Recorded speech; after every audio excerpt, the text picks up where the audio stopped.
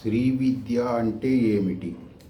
వేదములో సనాతన కాలం వేదములలో ఉన్న మంత్ర సూక్తములను చేయలేని వారి కోసం, తెలుసుకోలేని వారి కోసం, సర్వమానవుల కోసం శ్రీ విద్యని అంటే మంత్ర సూక్తం అంటే మంత్ర దేవతని పొగడటం.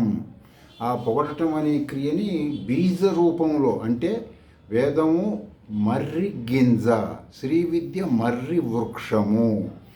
ఆ విధముగా శ్రీ విద్య అనేది వేదమంత్ర సూక్తముల్లో ఉన్న దేవతలని బీజ రూపముల్లో తెలియచేయటమైనది. ఎవరో ఋషులు, మంత్రద్రష్టలైన ఋషులు అన్నమాట. సరే, శ్రీ విద్య ఎందుకు చేయాలండి? ఏంటి మంత్రం అంటే మా వల్ల కాదు, మేము మాంసం తింటాము, మాకు ఇల్లు ఇరుగ్గా ఉంటుంది, తర్వాత సంసారం చేయొచ్చో చేయకూడదో, ఇలా ఒకటి కాదు రెండు కాదు మానసిక బలహీనతలతో అనేకమైన ఆలోచనలు కలుగుతుంటాయి. మంత్ర సాధన అంటే తపస్సు అంటే మంత్ర సాధన అంటే మంత్ర సాధన అంటే ఆలోచన. మంత్రము అంటే అబ్జర్వేషన్, ఆలోచన. గతంలో చాలాసార్లు చెప్పాను నేను. పూర్వకాలంలో సుమారు ఒక 2000 సంవత్సరాల క్రితం హిస్టరీకి వెళ్ళి చూసుకోండి. గుళ్ళు గోపురాలు ఇవి అప్పుడు చాలా తక్కువగా ఉండేవి, చాలా తక్కువ అన్నమాట. అప్పుడు ఎక్కువగా మఠాలు ఉండేవి. శంకరాచార్యులు గుళ్ళు ఏమి కట్టారని, స్వయముగా కట్టారని ఆయన పేరుతో రాసుకోవచ్చు, కానీ ఆయన 4 దిక్కులు 4 పీఠాలే పెట్టారు. ఆయన గుళ్ళల్లో ఆయన శ్రీచక్రం వేశారండి, అక్కడ వేశారు. ఇవన్నీ ప్రామాణికంగా నిరూపణ చేసేవి కాదు. పీఠాలు పెట్టింది సత్యం, ధర్మం కోసం. ఆయన ఆ విధంగా మంత్రద్రష్టల్లాగా చేశారు ఆయన. సరే, మంత్రం ఎందుకు చేయాలండి? మానవుడు అనేక కర్మలతో పుడతాడు. వాడి ఆలోచన సక్రమంగా ఉండటానికి, తర్వాత వచ్చేసి దేని మీద దృష్టి పెట్టలేకపోవటం, ఏ విషయం మీద అయినా ఆలోచిస్తే అవుతుందా అవదా అని అనుమానము, తర్వాత చిత్తం సరిగ్గా లేకపోవటం, కొద్దిగా తీసుకునే ఆహారాలు గురించి ప్రాథమిక జ్ఞానం లేక అనుమానంగా ఉండటం వలన కొన్ని రోగాలు రావటం, ఈ విధమైనవి వచ్చినప్పుడు వీటికి ఆలోచన చెయ్యాలంటున్నాను నేను. ఆలోచన అంటే ఏంటంటే, ఏ మానవుడికైనా సరే జన్మించినప్పుడు పరమాత్మని మహావిభో అని అంటారు, మానవుణ్ణి విభో అంటారు. మానవుని కాదు, ఏ జంతువులో ఉన్న జంతువులైనా విభో అని అంటారు. మానవులకు బుద్ధి ఉంటుంది, జంతువులకు బుద్ధి ఉండదు, అంతే తేడా.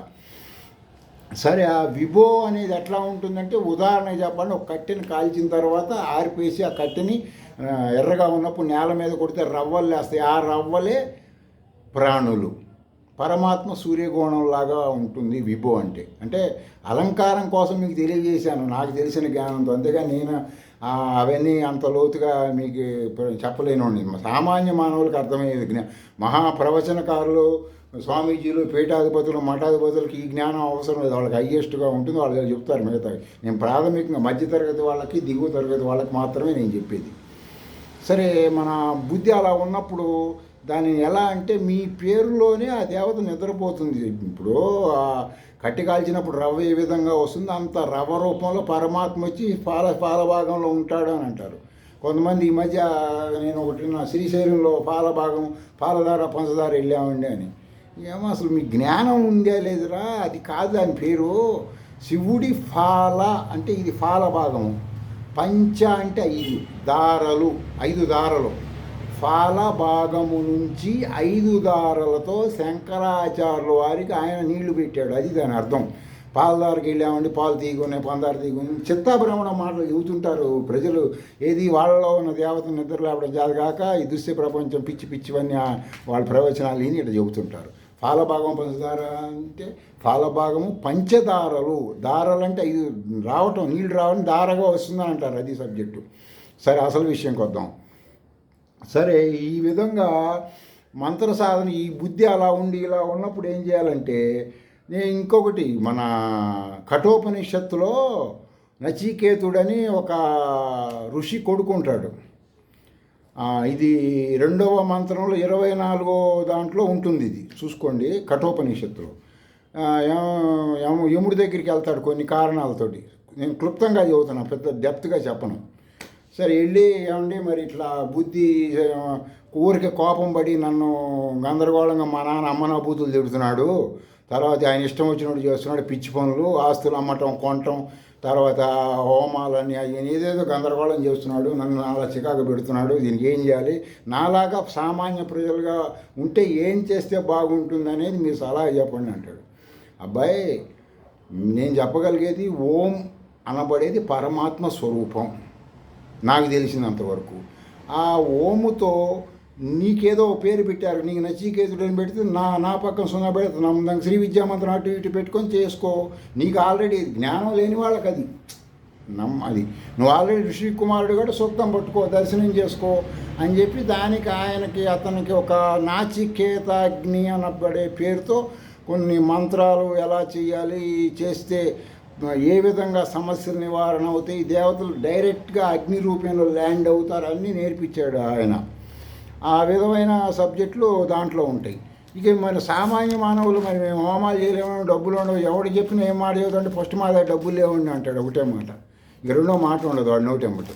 తర్వాత ఇలాంటి వాళ్ళందరూ ఏం చేయాలంటే పరమాత్మ బీజమైన ఓం అంటే అది అందరికీ పరమాత్మ బీజం అని కాదు, శ్రీ విద్యలో బీజాక్షాలు, శక్తి బీజాక్షాలు ఆ నుంచి క్షం వరకు అన్ని పరమాత్మ రూపమే. పరమాత్మ శరీరం అయితే ఆయన ఉదాహరణకు చెబుతున్నా, మీరు నెగిటివ్గా ఆలోచించద్దు. ఆయన వెంట్రుకలు ఉంటాయి కదా, అవి మిగతా మంత్ర దేవతలు. పరమాత్మ ఓం అయితే మిగతా మంత్ర శబ్దాలని ఆయన వెంట్రుకలతో సమానం. అందుకనే మానవుడు దేవుడు అనేది.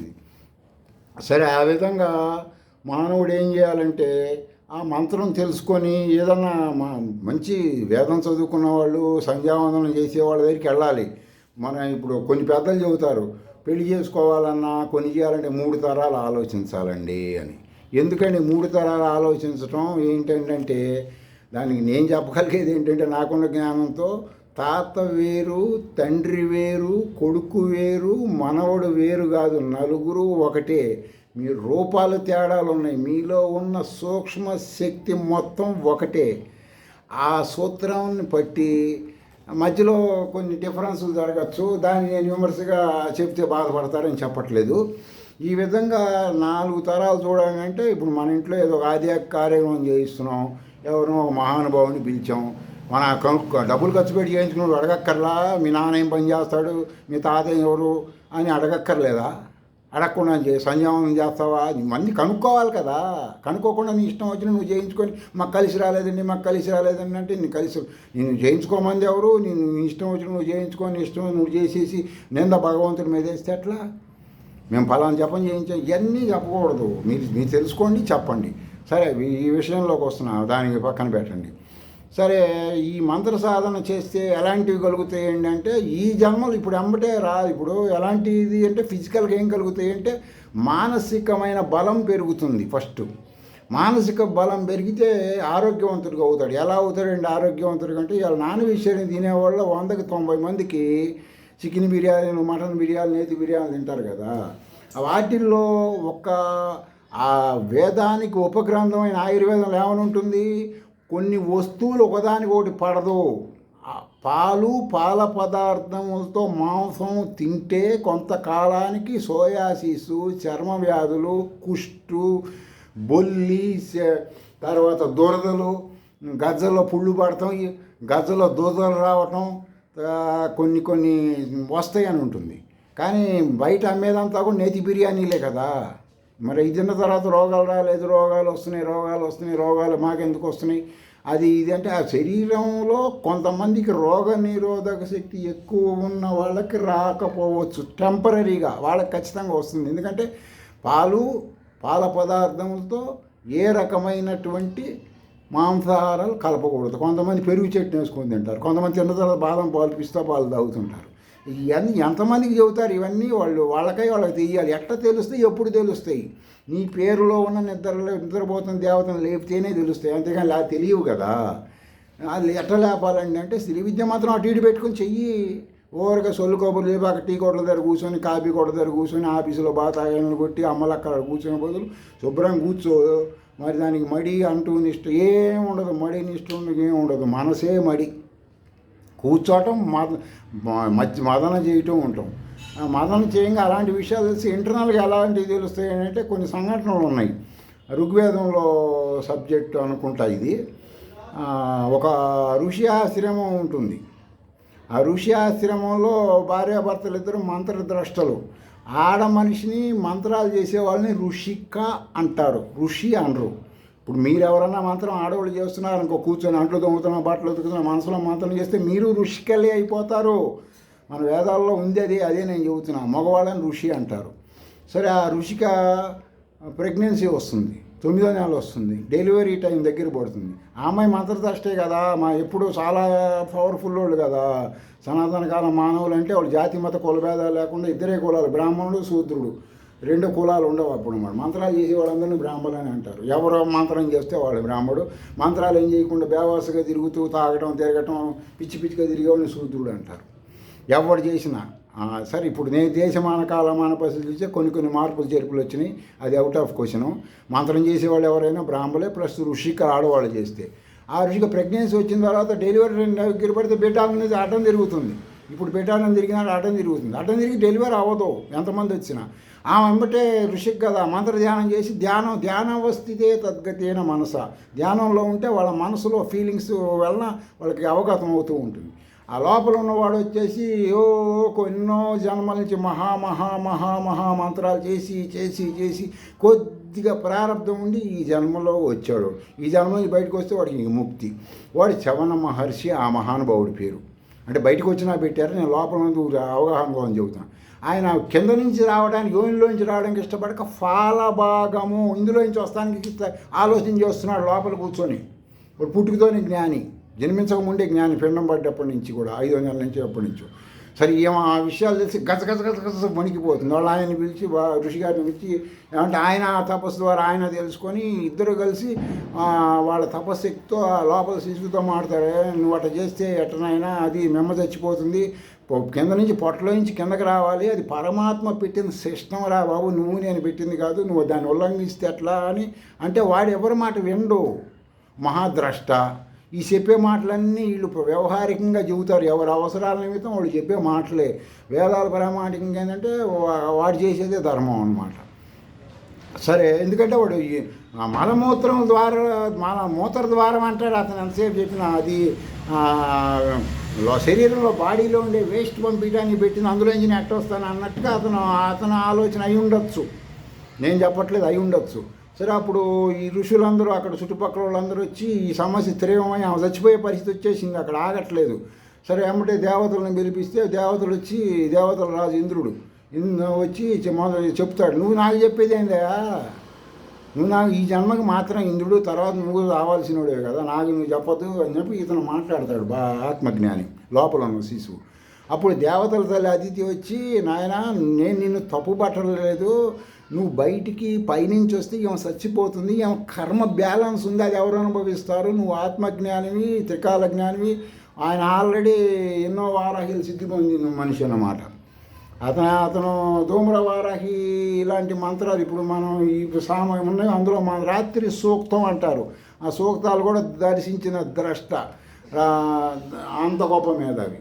సరే, అప్పుడు ఏం చేయాలని చెప్పి ఎట్టగొట్ట నచ్చజెప్పి ఆ దేవతల తల్లి, నాయన ఎట్టగో నీకు ఇదే ఆఖరి జన్మ కదా, అయిపోయిందని నీకు తెలిసింది కదా, ఎట్టగొట్టరా ఒక్కసారి కానీ బతికిలాడితే అప్పుడు డెలివరీ అవుతుంది.